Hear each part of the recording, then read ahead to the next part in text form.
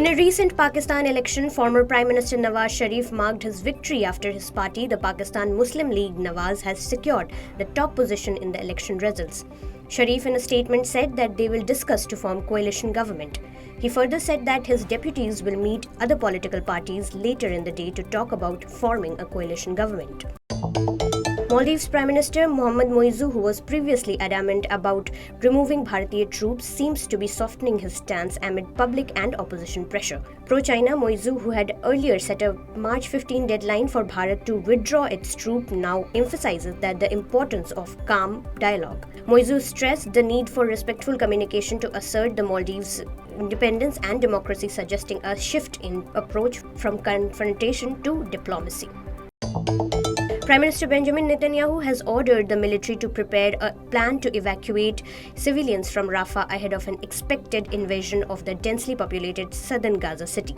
More than half of Gaza's 2.3 million population has been driven by Israel's military offensive towards the border with Egypt.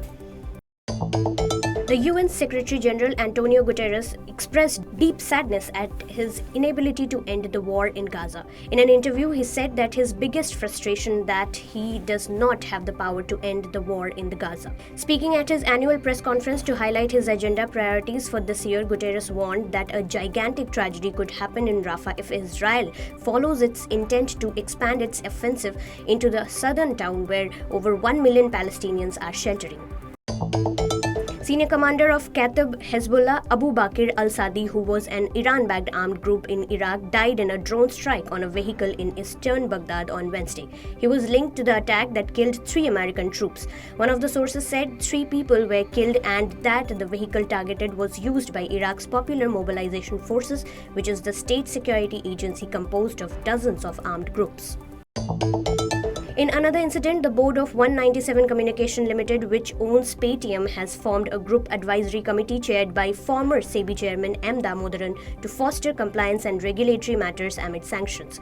The development comes amid reports of Paytm's independent directors Manju Agrawal and Shinjini Kumar resigning from their positions.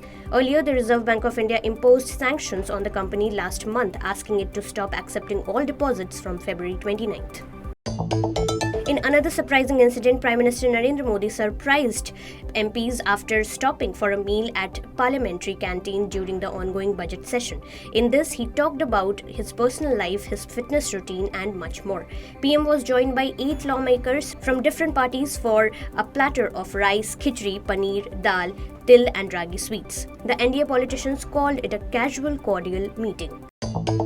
Sharmistha Mukherjee, who is the daughter of former President Pranab Mukherjee and an author, addressed an open letter to Congress leader Rahul Gandhi on February 9th. She detailed the intense trolling she and her late father had faced from the party members and supporters recently. Mukherjee expressed concern over her remarks at the Jaipur Lit Fest about the need for Congress to transcend the Gandhi-Nehru family leadership. She highlighted the lack of response to the abuse she received, which prompted her to reach out to the Gandhi family directly.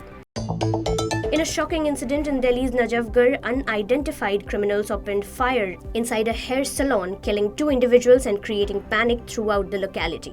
The police rushed to the scene after receiving the information and initiated further investigation. For more news updates, subscribe to our YouTube channel and download the Ritam app.